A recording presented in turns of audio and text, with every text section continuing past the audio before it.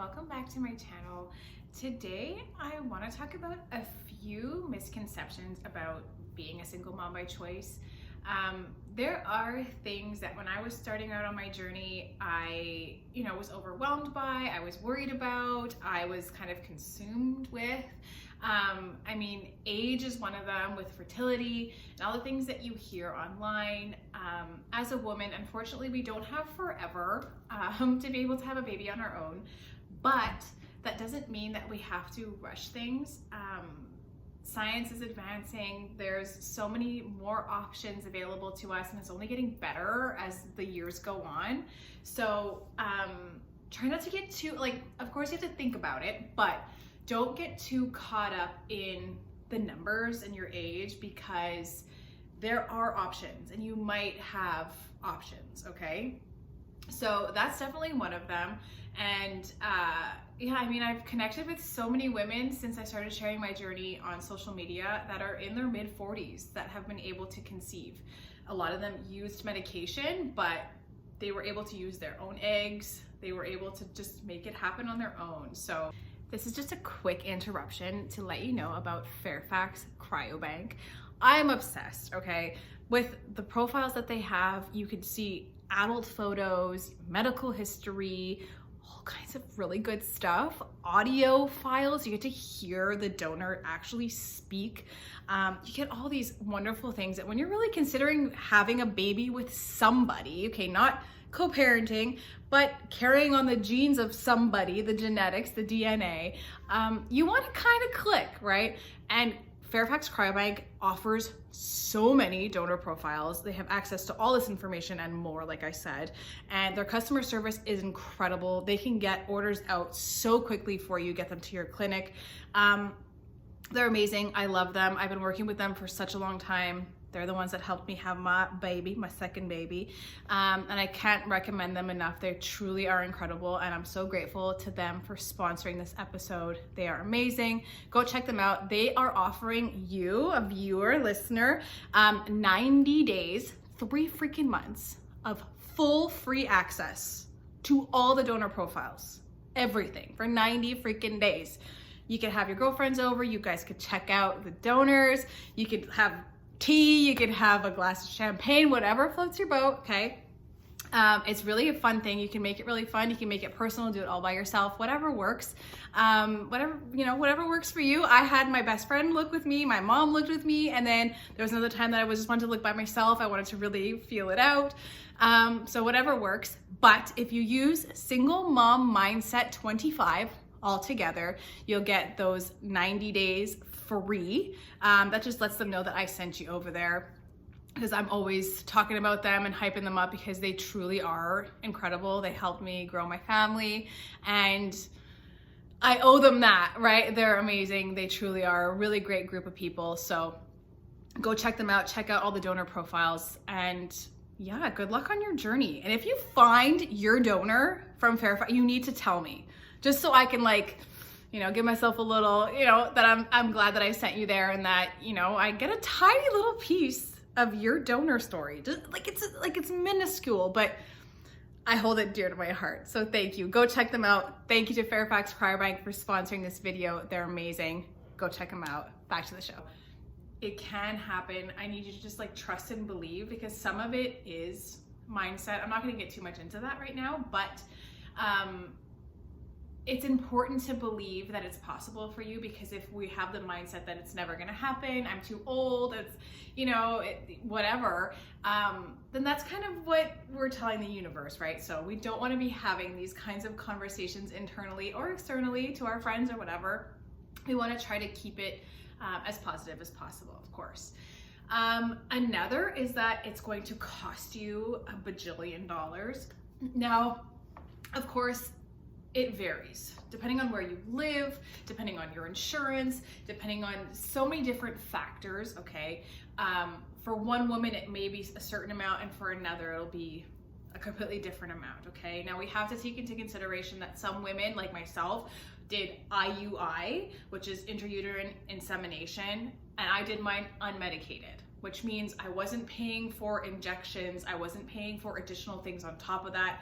I didn't have to be monitored as closely. I was able to just track my ovulation on my own at home by peeing on a little stick, very similar to like a pregnancy test. And going in for an insemination, again, it's very much like intercourse, except it's not. I mean, they're using kind of like a syringe, or it is a syringe, internally into your uterus, and the sperm is just injected that way.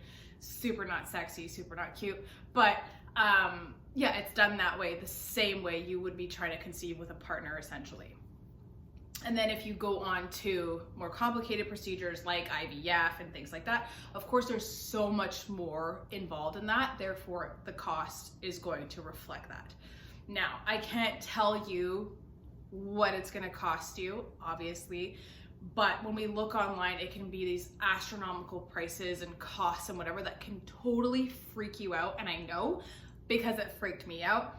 I was already a single mom when I was starting this journey. I was already trying to like make it work on my own. And of course I had these dreams that I wanted to be able to provide for my daughter and I was doing it on my own, and I don't have like a wealthy family or a lot of people that I can really depend on financially. No one was able to like help me, not that I was asking them to, but to support me on that journey financially or anything like that. So it kind of freaked me out. Like, I'm already doing it on my own. Can I really freaking do this? And when you start Googling, it can scare the crap out of you. Okay, so the Google is a good thing in a lot of ways, but it can also scare you because no two women's journeys are going to be the same. Like I said, I've connected with so many women since I started sharing my journey, and it's crazy the amount that some women are spending compared to others, and depending on where you are in the world and the things that are available to you, it's really apples and oranges because you can't know for sure. Of course, trying to have a savings account, trying to plan ahead, meeting with a fertility clinic, asking them what you're looking at in your state, your city, or whatever wherever you are. It's important to ask them if they can give you a ballpark.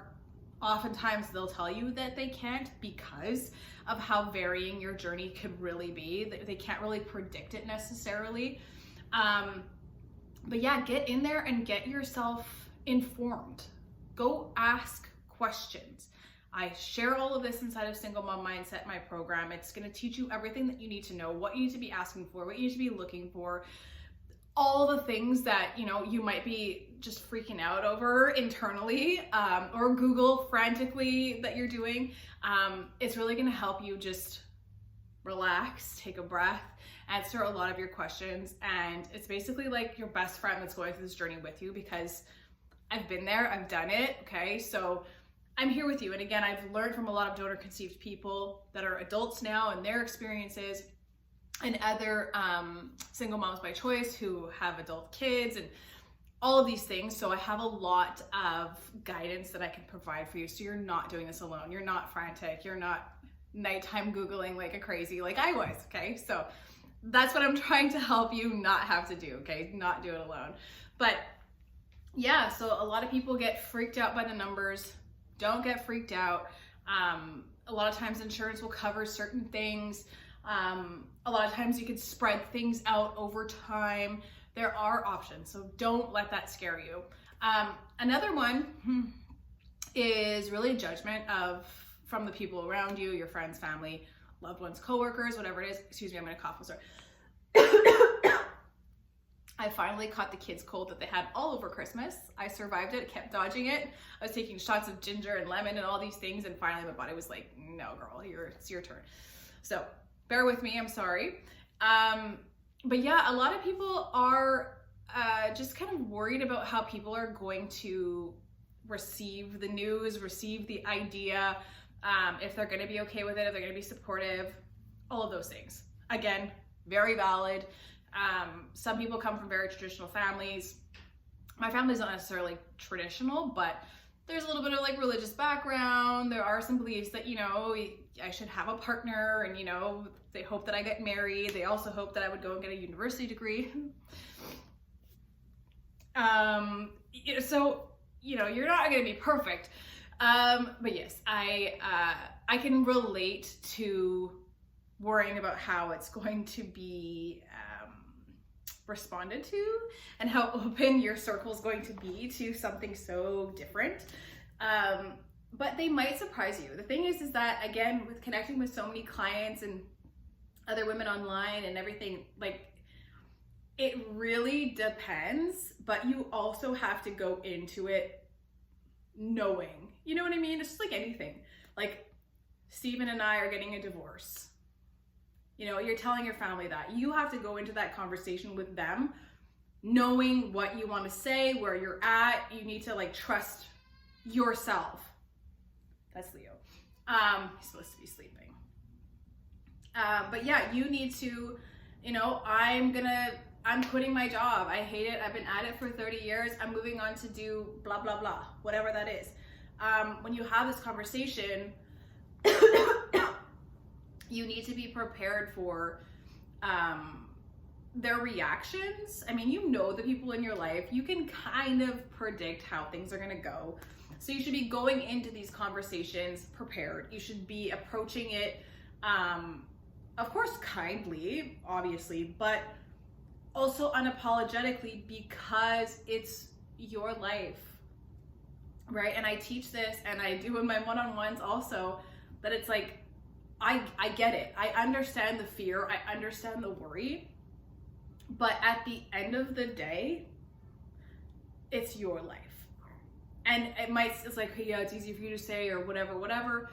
But truly, it's your life. We live one time, okay? And this is like your one go at it.